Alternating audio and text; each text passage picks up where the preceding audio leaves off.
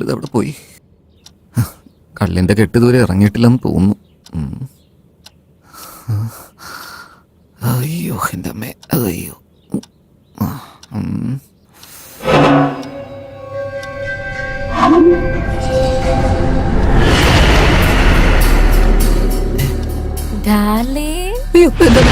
എന്നൊന്നും ചെയ്യില്ലേ, എന്നൊന്നും ചെയ്യില്ലേ. നമ്മൾ തമ്മിൽ ഡീലുണ്ടായിരുന്നു, മറന്നുപോയാ?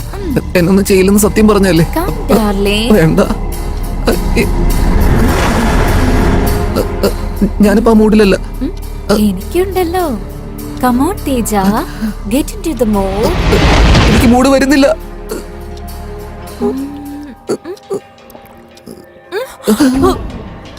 എന്താ പറ്റിയത്?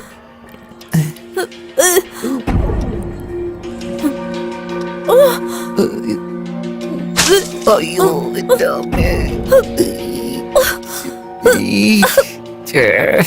ഡ്രസ്സിൽ തന്നെ ഛർദിച്ചു.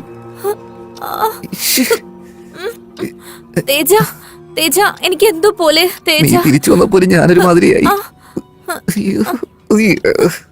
I think we need to go to a doctor. ഡോക്ടറോ? എന്തിനാ? കൂട്ടിക്കൊണ്ട് പോവോ അതോ ഞാൻ തന്നെ പോണോ? ഒരു മിനിറ്റ് വെയിറ്റ് ചെയ്യ്, ഞാൻ കൊണ്ടുപോവാ. പറയടാ അളിയാ, പറയടാ. ഞാനാ അളിയാ. നീയാണോ? പറ. എന്റെ ഭാര്യ ഛർദിക്കുന്ന അളിയാ. അബ്ബാ, ഈ ലോകത്തിൽ നിന്നെ പോലെ ഒരുത്തൻ ജനിച്ചിട്ടില്ല, ഇനിമേ ജനിക്കാനൊട്ട് പോണൂല്ല. എന്താ അളിയാ? എന്താടാ പറഞ്ഞു വരുന്നത്? സോംബിയെ ഗർഭിണിയാക്കി ആദ്യത്തെ ആണ് നീ തന്നെയാടാ. ഇത് ആ ഛർദിലല്ലടാ, കള്ളു കുടിച്ചിട്ട് ഛർദിക്കുന്നതാടാ. സോംബിയും അപ്പൊ കള്ളു കുടിക്കുമല്ലേ? Very good information. ഒരു നിമിഷം ഞാൻ എഴുതി വെച്ചോട്ടെ. അതല്ല അളിയാ, അർജന്റായിട്ട് അവളെ ഹോസ്പിറ്റലിൽ കൊണ്ടുപോകണമെന്ന് പറയുക. എന്താ ചെയ്യുന്നതെന്ന് പറ. ഹോസ്പിറ്റലിൽ എങ്ങനെയാടാ കൊണ്ടുപോകുന്നത്? ഇപ്പോ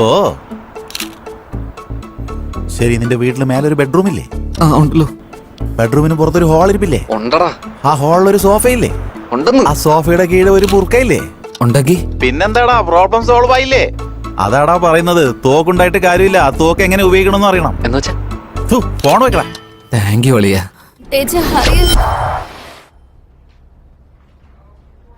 സർ, സാറിന്റെ BP കുറച്ച് കൂടുതലാ. നീ കുറച്ച് മാറി നിന്നാ നോർമൽ ആയിക്കോ. സർ, എനിക്കിപ്പോ ഡൗട്ട് ഉണ്ട് സർ, ഒന്ന് ക്ലാരിഫൈ ചെയ്യാൻ പറ്റുമോ? എന്താടാ അത്? എന്തിനാ സർ എപ്പോ നോക്കിയാലും ഈ പഴയ കണ്ണ് തുടയ്ക്കാൻ പറയുന്നത്? നീ അത് ഓർത്ത് വെച്ചോ, ബാക്കിയല്ല ഞാൻ പിന്നെ പറഞ്ഞുതരാം. ഓ, പേഷ്യൻസ് വരുന്നുണ്ട്, എല്ലാരും അങ്ങോട്ട് മാറ്. വന്നോളൂ, ഇരിക്കൂ. എനിക്കെല്ലാം മനസ്സിലായി സർ. ഞാൻ പറയാം. ഇത് നിന്റെ ഗേൾഫ്രണ്ട്. നീ അവളെ ഗർഭമാക്കി. അവളുടെ വീട്ടുകാരെ അറിയാതെ ഞാൻ അബോർഷൻ ചെയ്യണം, അതല്ലേ? സർ, ഇവളുടെ കല്യാണം കഴിഞ്ഞാണ് സർ. ഓ, അതാണ് ആവശ്യം. അവളുടെ കെട്ടിയനറിയാതെ അബോർഷൻ ചെയ്യണം, അല്ലേ? ഞാനാണ് സാർ ഇവളുടെ ഹസ്ബൻഡ്. ആണോ? അപ്പൊ നീ അറിയാതെ ഞാൻ ചെയ്തു തരാം.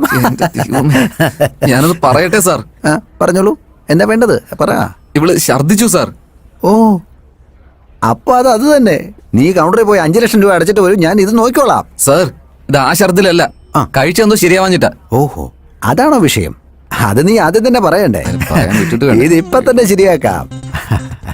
ഇതൊന്നും ഓർത്ത് നീ വിഷമിക്കുകയേ വേണ്ട. കുറച്ചൊന്ന് മുന്നോട്ട് വാ.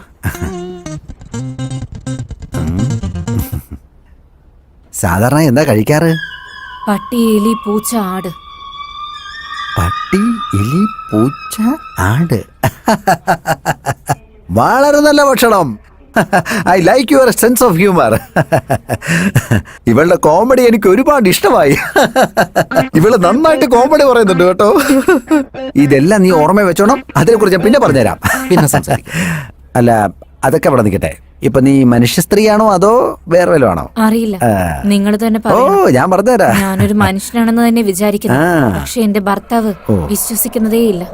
ഞാൻ മരിച്ചിട്ട് 1 മാസത്തോളായി.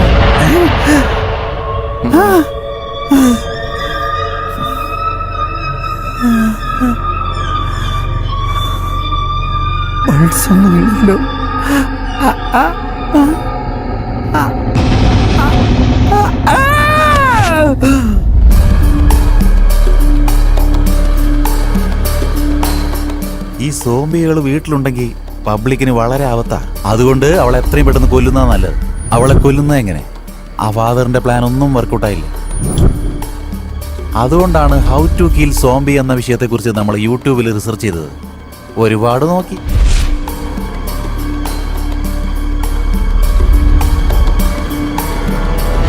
അതാണ് കാര്യം. മൊത്തത്തില് ഈ മിരുതം പടം കണ്ടതിന് ശേഷം നമ്മൾ ഇന്റർനെറ്റിൽ സെർച്ച് ചെയ്ത വഴി നമ്മൾ കണ്ടുപിടിച്ച എന്താന്ന് വെച്ചാ ഈ സോംബികൾക്ക് തലച്ചോറല്ലാതെ വേറെ ഒന്നുമില്ല എന്നർത്ഥം. നിനക്കത് ഒഴിച്ചു ബാക്കി എല്ലാം ഉണ്ടല്ലോ. ആവശ്യമില്ലാതെ കൗണ്ടർ പറയല്ലേ ഞാൻ പറയുന്ന കേക്ക്.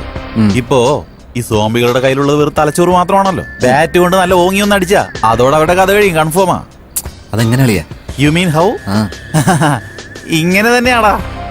ഇപ്പോ നമ്മുടെ ധോണിയില്ലേ, വേൾഡ് കപ്പ് ഫൈനലിൽ 6 അടിക്കുന്നത് കണ്ടിട്ടില്ലേ? അതുപോലെയാടാ അളിയാ. അതെങ്ങനെയാ ഒന്ന് അടിച്ചു കാണിച്ച്? ധോണിയുടെ പണി ധോണി എടുത്തോളും, ദ്രാവിഡിന്റെ പണി ദ്രാവിഡ് എടുത്തോളും. ധോണി ചെയ്യുന്ന പോലെ ദ്രാവിഡും, ദ്രാവിഡ് ചെയ്യുന്ന പോലെ ധോണിയും ചെയ്യാൻ പാടില്ല. എന്റെ നേരം വരുമ്പോ ഞാൻ ചെയ്തോളാം. നീ ഇപ്പൊ പോയി നിന്റെ പണി ചെയ്യാൻ നോക്ക്. പോ ബ്രദർ, നിന്റെ ഉള്ള ധൈര്യം പുറത്തുകൊണ്ടുവരാൻ നോക്ക്. പക്ഷേ ഇപ്പോഴും ഒരു ഡൗട്ട് ഉണ്ടോ അളിയാ? ഡൗട്ടോ? ഇൻ കേസ് മരിച്ചില്ലെങ്കിലോ? ഇങ്ങോട്ട് വന്നേ. മതി മതി. ഓക്കെ ഓക്കെ, മനസ്സിലായി അളിയാ. മനസ്സിലായി.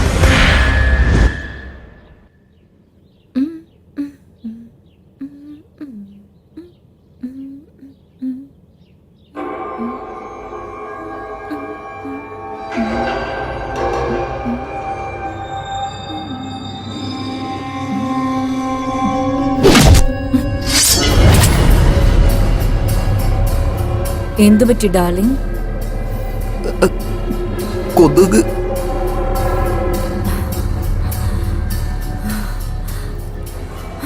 എന്നോട് നിനക്ക് അത്രയ്ക്ക് ഇഷ്ടമല്ലേ? നിനക്ക് വേണ്ടി സ്നേഹത്തോടെ ഇപ്പൊ തന്നെ ജ്യൂസ് ഉണ്ടാക്കി കൊണ്ടുവരാം.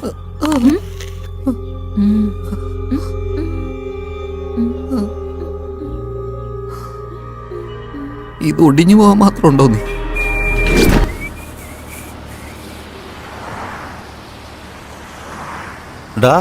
എന്താടാ മുഖം വാടിയിരിക്കുന്നേ? ഇത്രയൊക്കെ സംഭവിച്ചിട്ട് എങ്ങനെയാ ഹാപ്പി ആയിട്ടിരിക്കാൻ പറ്റുന്നത്? ഡോണ്ട് വറീടാ. ആ ഫാദർ ഡിക്കോസ്റ്റ ഇല്ലേ, അയാളുടെ അടുത്ത് കിങ് ഗ്ലാഡിയേറ്റർ യൂസ് ചെയ്ത ഒരു കത്തി ഉണ്ടെന്നാ പറഞ്ഞത്. അത് ഞാൻ വാങ്ങാൻ പോവാ. ആ കത്തി കൊണ്ട് നിന്റെ ഭാര്യയുടെ തല വെട്ടിയാണ്ടല്ലോ നമ്മുടെ എല്ലാ പ്രശ്നവും തീരും. അതോടെ അവളെ കഥ ഫിനിഷ്. ഇനി കൊല്ലണോ? എന്നെ കൊണ്ടൊന്നും പറ്റില്ല, നീ ചെയ്താ മതി. ഓ എന്റെ അമ്മോ. നിനക്ക് ശ്വേതയുടെ കൂടെ ന്യൂ ലൈഫ് വേണോ അതോ സോംബിയുടെ കൂടെ ഓൾഡ് ലൈഫ് വേണോ? ആരാണെങ്കിലും പുതിയൊരു ലൈഫ് കിട്ടുന്നതല്ലേ അളിയാ കാര്യം. അപ്പൊ പിന്നെ എന്താടാ ആലോചിക്കുന്നത്?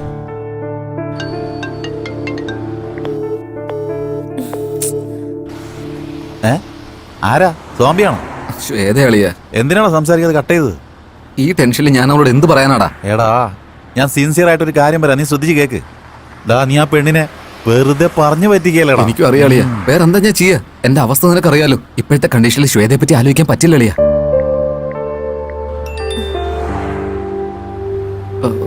ഇപ്പൊ ആരാ? ശ്വേതടാ, എന്നെ അർജന്റായിട്ട് കാണണോന്ന്, എന്തോ ഇമ്പോർട്ടന്റ് ആയിട്ടുള്ള കാര്യമാണൊക്കെ. ഇപ്പൊ കാണാൻ വന്നില്ല, ഇനി കാണാനേ വരണ്ടാന്ന്. എന്ത് ടോർച്ചറുള്ള കളിയാ. ഞാൻ ആലോചിക്കാതെ ഒരു കാര്യം പറയാം. നീ ഇപ്പൊ തന്നെ പോയി ശ്വേതയെ മീറ്റ് ചെയ്യണം. അപ്പൊ ഫാദർ ഡിക്കോസ്റ്റ? അത് ഞാൻ നോക്കിക്കോളാം. ഫാദറിനെ ഞാൻ മീറ്റ് ചെയ്തോളാം. നീ പോയിട്ട് വാ. കുറച്ച് ചിരിക്കടാ, പുതിയ ലൈഫ് തുടങ്ങാൻ പോവല്ലേ. അതാണ് ഗുഡ് ബോയ്. പിന്നെ അവളെ കാണാൻ പോകുമ്പോ ഈ നാറിയ മുഷിഞ്ഞ തുണിയിട്ടോണ്ട് പോയേക്കല്ലേ. പോണ വഴിക്ക് ഒരു ഷോപ്പിൽ കയറി നല്ല തുണിയൊക്കെ വാങ്ങിട്ട് പോ. എന്നിട്ട് അത് ധരിച്ചിട്ട് പോ. നീയും സുന്ദരനായിരിക്കണം, നിന്റെ ഡ്രസ്സും സ്റ്റൈലായിരിക്കണം, റൊമാൻറ്റിക് ആയിട്ട് പോണം കേട്ടോ. Naughty boy.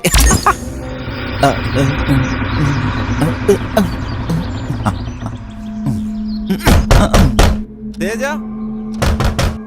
തേജ,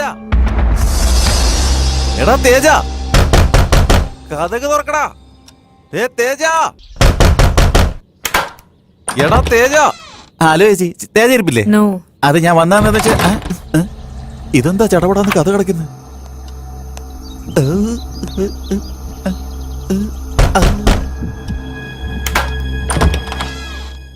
അവൻ എന്നോട് വരാൻ പറഞ്ഞിരുന്നു. ഇവളെ ഞാൻ അടിച്ചിട്ടല്ലോ.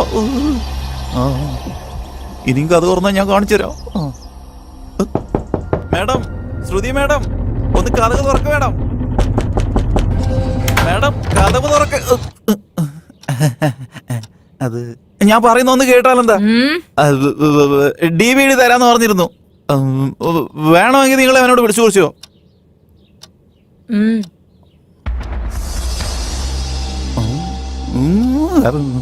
ആ DVD എല്ലാം പഴയതാ.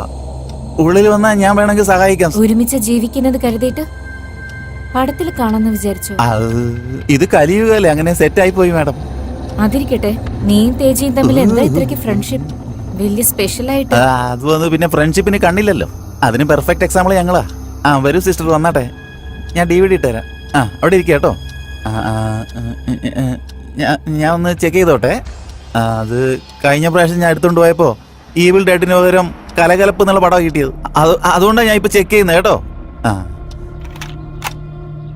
കിട്ടിപ്പോയി കേട്ടോ. ഒരു മിനിറ്റ്. അമ്മ